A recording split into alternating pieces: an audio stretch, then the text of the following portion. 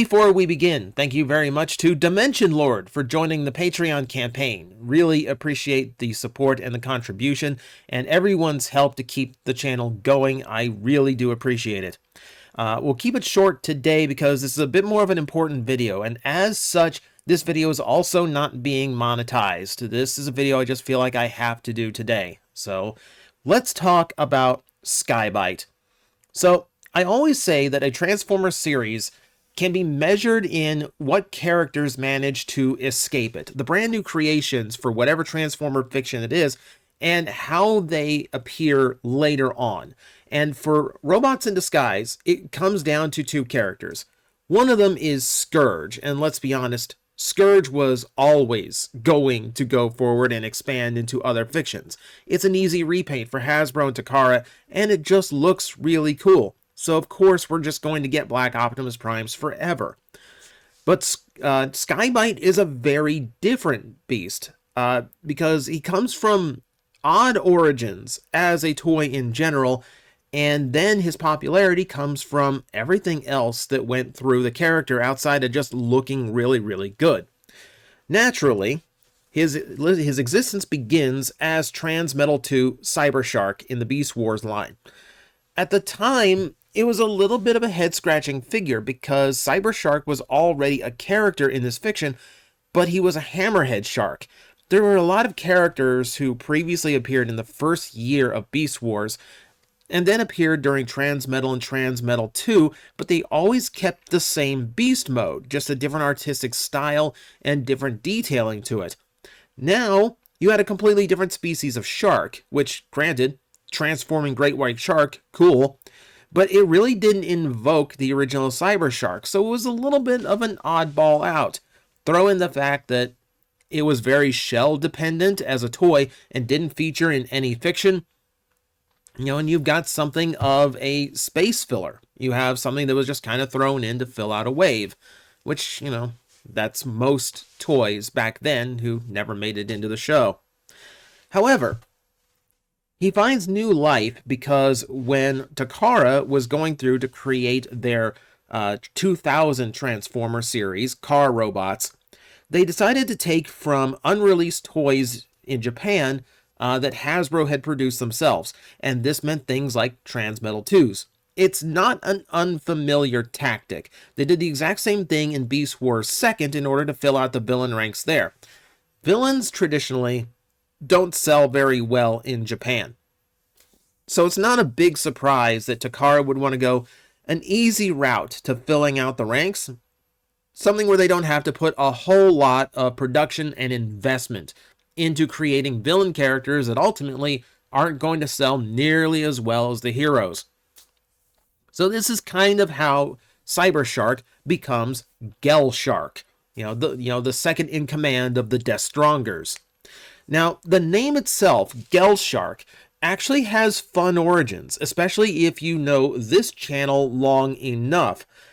This is where we actually get to talk a little bit of Kamen Rider during a Transformer video. So, the evil organization of the original Kamen Rider TV series was Shocker. Eventually, as the series goes on, they merge with another villain group called Geldom to form Gel Shocker, who ends up being the villains throughout the rest of the series. Gel Shocker, because of the popularity and influence of the original Kamen Rider series, starts to kind of become slang in Japan. Gel became a prefix you added to a word when you wanted it to sound cooler or better than the original. It's kind of like how in the 90s, everyone in the West, especially in comic books, started adding the letter X to things in order to make it sound cool. Granted, that doesn't always work, but in the 90s it kind of did, and Gel kind of does the same thing in Japanese language. But the connection there might even go stronger than that, because if you look at the original combat men, the grunts that the Kamen Riders normally fought and beat up every episode from Gel Shocker, you're going to find that they actually share a color scheme with Sky-Byte. On top of that, the way Japanese language works, there's multiple ways that you could spell, the terms Gel Shocker and Gel Shark, but they are intentionally spelled similar. So this connection there between them is actually fairly strong, and it's a fun little trivia tidbit. Now, the original characterization of Sky-Byte is fun. I mean, it's a fun idea. Aside from just being a very loyal aide to Megatron, though sometimes out of fear more than anything, he is super confident in his abilities, but not really having those abilities. He is written mostly as a goof villain. He is a second in command that starts off fairly threatening, but quickly becomes comedic relief. Eventually, like when Scourge or Black Convoy, depending on the fiction, take over second in command, he gains all the menace, while Sky-Byte ends up being mostly for the laughs. But this does allow a lot of who we know him for to come forward. Now, he is depicted in the series Bible as something of a romantic. Now this comes a lot more through in the dub than it does in the original Japanese.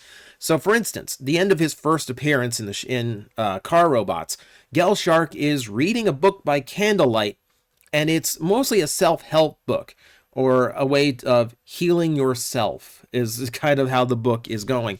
Because, of course, he's bandaged up from injury. Now, in the American version, he's actually reading great works of literature. He's quoting, Shakespeare, as supposedly to get a better understanding of humans.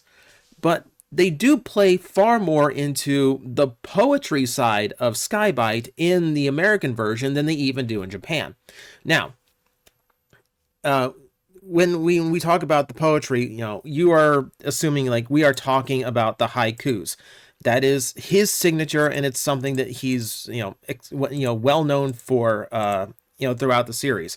However, the gag here is that Sky-Byte doesn't really speak in haiku. In fact, here's the thing.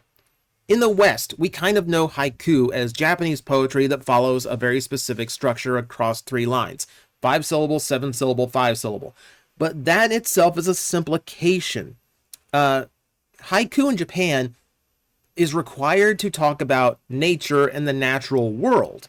If you're talking about human things, then what you're actually reciting is senryu. It's a joke that they used in the Japanese version, but it doesn't actually translate to the American version. So everyone just kind of calls what he does haiku. But they do take it farther than that. Sky-Byte will not only recite his version of haiku, he will also start singing songs, or he will break out into full-on Western-style rhymes. This is something that is done in the Japanese version too. There are moments where he will try to go into haiku, get flustered, and just kind of leave because it's a tense moment. Except in the American version, he'll go on through a full English-style rhyme, or poem, before making his move. So again, it's pushed a little bit more heavily. And of course, the thing we know him for the most, his own self-sung theme song, Sky-Byte, that's me! That's entirely in the West. There's a lot of moments where Sky-Byte sings to himself that were not in the original version. So they had a lot more fun with the character, and they actually pushed the more comedic side of him a lot farther, and I think it makes him far more endearing than he was in the original version. And of course, it's why we love the goof, He's just too endearing. On a toy level, the toy itself is a vast improvement over Cyber Shark. The original Cyber Shark did a pretty, let's be honest, a lot of the Transmetal 2s had a pretty lazy paint job. They overlooked a lot of the sculpted in detail in favor of airbrushing large swaths of the toy, or just putting chrome over the whole thing. It was actually pretty rare when attention was paid to all the little details across him. The opposite is true of Sky-Byte. Takara obviously wanted this character to have a different feel, and completely skipped any of the Transmetal chrome and went straight into an extremely extensive paint job. Me and Grimlockamus, an amazing customizer that you've probably seen over on Twitter, we did a video a while back where we kind of talked about our favorite repaints, and we both agreed. The only one we had in the same spot on the list was Sky-Byte at number 1. This is a repaint that makes you completely forget about the original, and it's an absolutely gorgeous repaint that makes me wish every Transmetal 2 got this kind of treatment. Absolutely amazing looking toy. And it's another reason why the character retains so much popularity. He just looks so good. Even stranger, when this toy was brought over to the US, Hasbro made no changes. See, even back then, I think we kind of expected Hasbro to simplify and dull down color schemes in order to save money. This isn't something we really noticed until the Unicron trilogy, but for whatever reason, when this toy came up, everyone looked at the paint job and went, yeah, we're not getting that nice of a paint job when he comes out over here. But we did. A rare case where the US version was actually just as good as the Japanese version, at least at the times, you know. That's a lot more commonplace now, but at the time, it was pretty shocking that we actually got it to look so good. Now, like I said, Sky-Byte being such a breakout character for the show is actually one of those rare characters that manages to escape and goes a little bit further. For instance, for the 30th anniversary, Sky-Byte was the sole representative of the Robots in Disguise brand. No one else across the toy line actually fit in that universe. And Sky-Byte not only got a brand new toy, he got a brand new incarnation, as if he appeared in a brand new series in a brand new style. It's a really cool look, and there's plenty of elements from the original, even, you know, elements of shell hanging off of his back and whatnot. But overall, I mean, it's a really clean version. It's a really cool take on the character. This ends up being the inspiration for what we now have as an evergreen version of Sky-Byte that appears somewhat more frequently. Also the only one of its kind. Remember the Tiny Titans? Those little figurines that Hasbro mostly produced just to keep a hold of trademarks? Yeah. Sky-Byte also ends up being the only RID 2001 character to appear in that series as well, even given updated art to match Robots in Disguise 2015, really making me wish he was actually in that cartoon. He's appeared more often in fiction as well. For instance, and I forgot to pull a reference for it, he appears in IDW as well, again, as something of a lovable character and not really aggressive. He doesn't play any major role, but we'll see him reciting poetry from once in a while. He's also featured in the BotCon 2010 box set using the Energon Sharkticon mold. Never mind that he's not G2 Redux, but it's one of those characters they threw in because they knew how popular Sky-Byte was amongst fans, and thrown into a set like G2 Redux full of characters that, you know, are kind of well known in the fandom, but not really.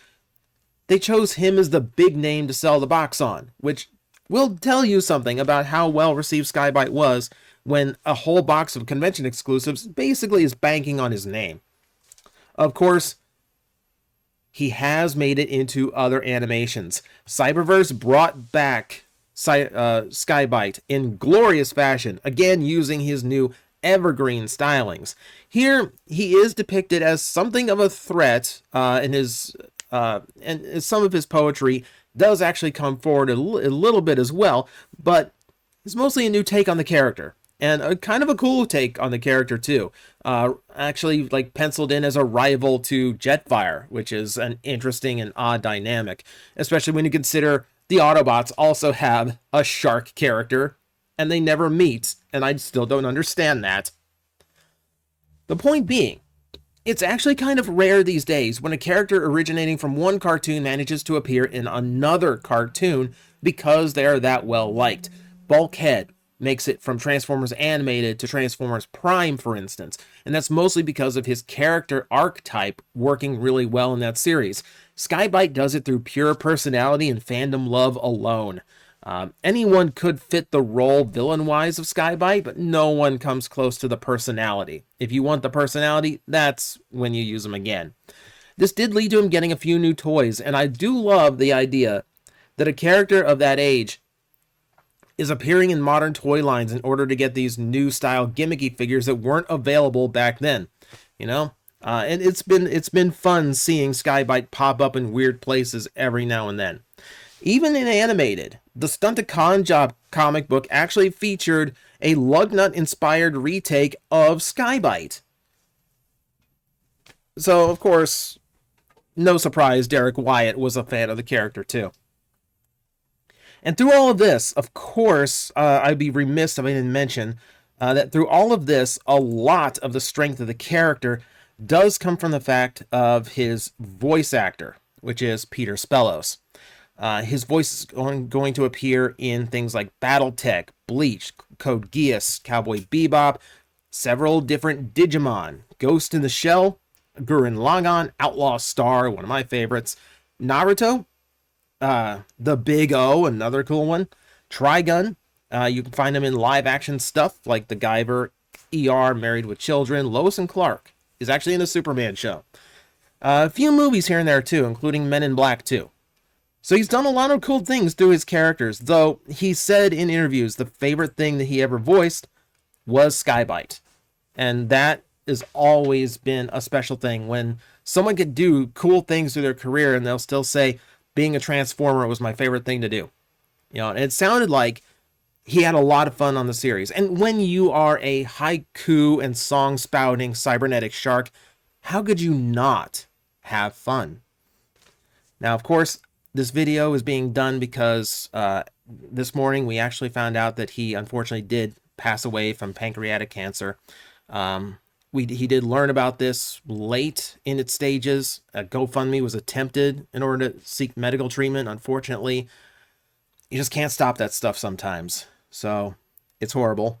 It's absolutely horrible. And it's a tremendous loss because he seems like he was nothing but nice and wonderful to his fans. And it seemed like he really enjoyed just getting to do what he did. I will never forget, and I hate it that the post doesn't exist anymore because I believe the page got deleted, so the post got deleted too. When I posted my review of Generation Sky-Byte, over on the Facebook page where it was posted, he actually left a comment for me, complimenting the impression that I did, which didn't sound anything like him, but it's still nice of him. But he enjoyed the video. And anytime someone involved in the production that you are doing a piece on actually comments and says how much they enjoyed it, that means the world to creators like me.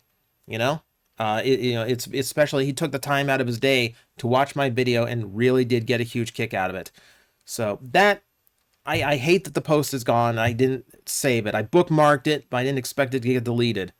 And I hate that. I hate that there's no legacy of it, but it's a fond memory for me, and it's an honor that he took the time for me.